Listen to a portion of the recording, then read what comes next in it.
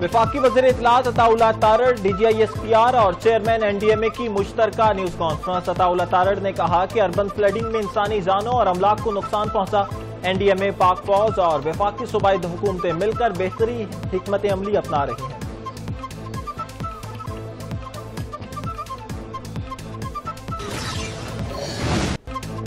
حالیہ مانسون بارشوں سے 670 افراد جاں بحق ہو چکے۔ سرچ اینڈ ریسکیو سرچنگ کے عمل میں مصروف ہیں۔ چیئرمین NDMA کی میڈیا بریفنگ، کہا سیلاب میں بہہ جانے والوں کی بھی تلاش کر رہے ہیں۔ متاثرین کی بحالی کے لیے ہر ممکن اقدامات کیے جائیں گے۔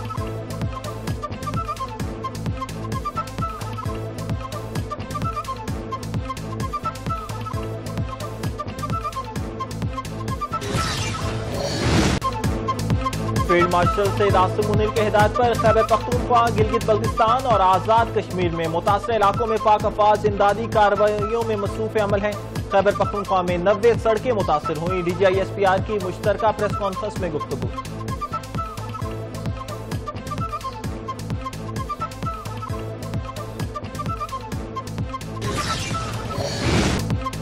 قومی اسمبلی کے بعد سینٹ میں بھی انسداد دہشت گردی بل میں ترمیم کثرت رائے سے منظور۔ ملک دہشت گردی کے دور سے گزر رہا ہے۔ پہلے بھی انسداد دہشت گردی سے نمٹنے کے لیے قانون میں ترامیم ہوتی رہی ہیں۔ دہشت گردی سے نمٹنا ناگزیر ہے۔ وفاقی وزیر قانون اعظم نذیر تارڑ کا سینٹ میں اظہار خیال۔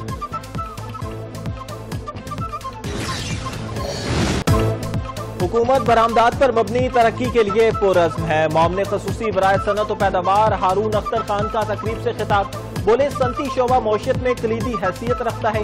صنعتی ترقی معاشی استحکام کا ذریعہ نہیں، اس سے روزگار کے بہترین مواقع بھی پیدا ہوتے ہیں۔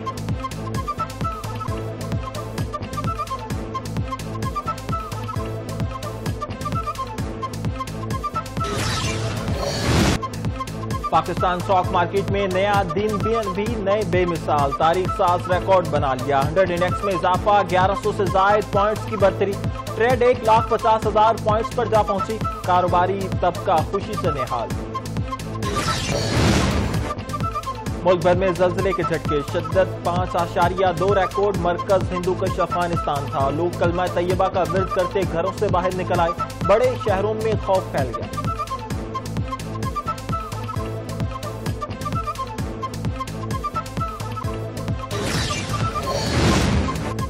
وزیر اعلیٰ پنجاب مریم نواز دوسرے روز بھی جاپان میں اہم سرگرمیوں میں مصروف و متعدی علاج کے لیے عالمی شہرت یافتہ جاپانی اسپتال national centre for global health کا دورہ۔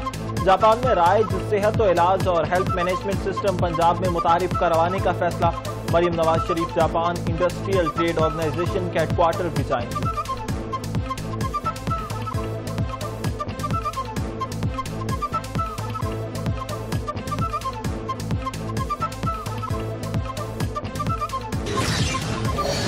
خیبر پختونخوا کے بعد بلوچستان کے علاقوں میں بارشیں، زیارت خزدار، جلمکسی، ہرنائی اور کلات میں موسلادھار بارشیں، 2 افراد جاں بحق۔ سوراب میں مختلف علاقوں میں 115 سے زائد گھروں کو نقصان۔ کسی میں موسلادھار بارش سے کوئٹہ سبھی شاہراہ ٹریفک کے لیے بند ہو گئی۔ بولان ندی میں سیلابی ریلے کے باعث بی بی نانی پل کو نقصان پہنچا۔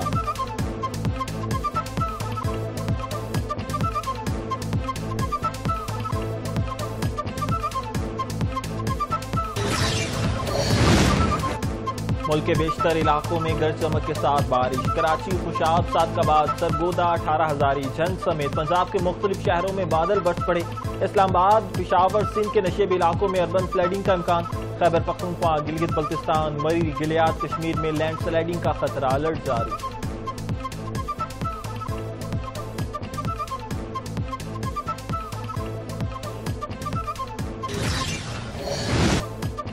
خیبر پختونخوا میں حالیہ سیلابی صورتحال میں پاک فوج کا ریلیف آپریشن جاری۔ بنیر، شانگلہ اور سوات میں پاک فوج کی امدادی ٹیمیں موقع پر پہنچی۔ فوری رسپانس کے تحت پاک فوج کے دستوں نے سول انتظامیہ کی مدد کی۔ تحصیل ٹوپی کے متاثرہ علاقوں لورا لائی، سرکوئی اور بادہ میں پاک فوج کی جانب سے ہنگامی بنیادوں پر کارروائیاں کی گئیں۔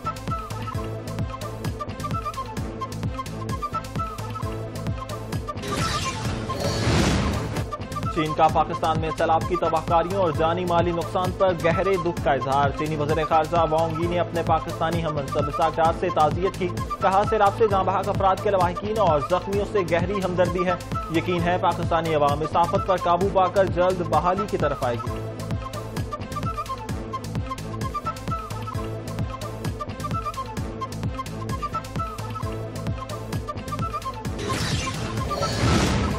خیبر پختونخوا میں بارشوں اور سیلاب سے جاں بحق افراد کے لواحقین سے اظہار ہمدردی کی قرارداد پنجاب اسمبلی میں جمع۔ مسلم لیگ نون کی رکن ہنا پرویز بٹ نے قرارداد جمع کروائی۔ قرارداد کے متن میں کہا گیا کہ یہ ایوان بڑے پیمانے پر انسانی جانوں کے ضیاع اور مالی نقصان پر گہری تشویش کا اظہار اور متاثرہ افراد کی جلد بحالی کے لیے نیک خواہشات کا اظہار کرتا ہے۔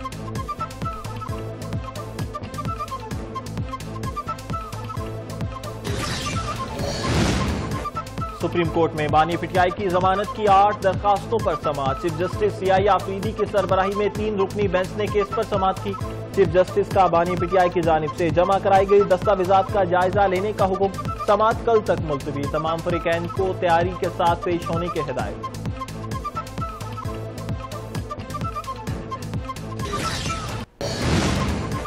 برطانیہ، فرانس، جرمنی، یورپی یونین کا ایک بار پھر یوکرین میں فوری جنگ بندی پر زور۔ برطانوی وزیر اعظم نے کہا سیکورٹی گارنٹی کے بعد ہی حقیقی پیش رفت ممکن ہے، اہم بریک تھرو کا امکان ہے۔ فرانسیسی صدر نے کہا تمام یورپی ممالک کو سیکورٹی گارنٹی کی ضرورت ہے، اتحادی ممالک کو مل کر یوکرین میں امن کے لیے سیکورٹی گارنٹی دینی ہوگی۔ جرمن چانسلر بھی جنگ بندی کے خواہاں۔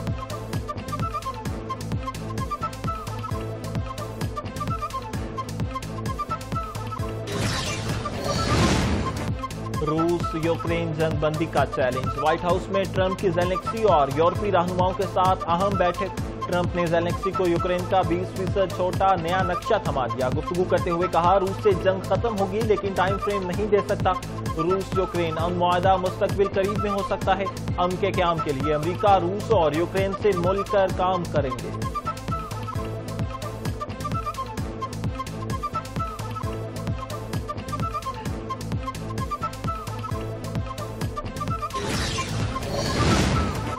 محکمہ داخلہ ہیڈ کوارٹرز پنجاب میں پنجاب بار بک کی تیاری بارے اہم اجلاس۔ جنگ کی صورت میں میزائل حملے، ڈرون حملے یا سائبر اٹیک سے محفوظ رہنے اور فوری رسپانس کی حکمت عملی پر مشاورت۔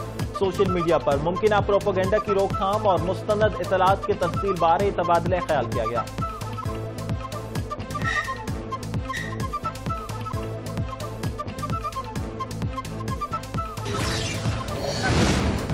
Chairman P C B Mohsin Naqvi سے قومی ہاکی ٹیم کے کپتان عماد شکیل بٹ کی ملاقات۔ محسن نقوی کا پرو ہاکی لیگ کے لیے کوالیفائی کرنے پر قومی ہاکی ٹیم کے کھلاڑیوں کے لیے فی کس 10 لاکھ روپے انعام کا اعلان۔ عماد شکیل بٹ نے وفاقی وزیر داخلہ چیئرمین پی سی بی کو نشان امتیاز ملنے پر مبارکباد دی۔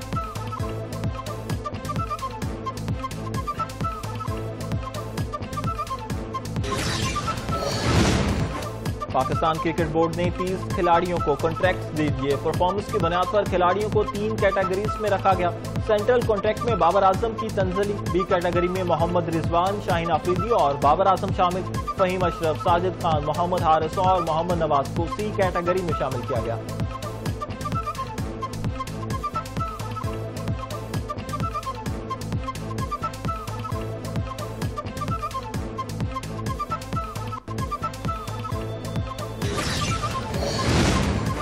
اور پاکستان کے اشرف عرفان نے امریکہ میں ہونے والے اسکواش ٹورنامنٹ جیت لیا۔ اشرف نے $12,000 انعامی رقم والے ٹورنامنٹ کے فائنل میں ملیشین پلیئر کو شکست دی۔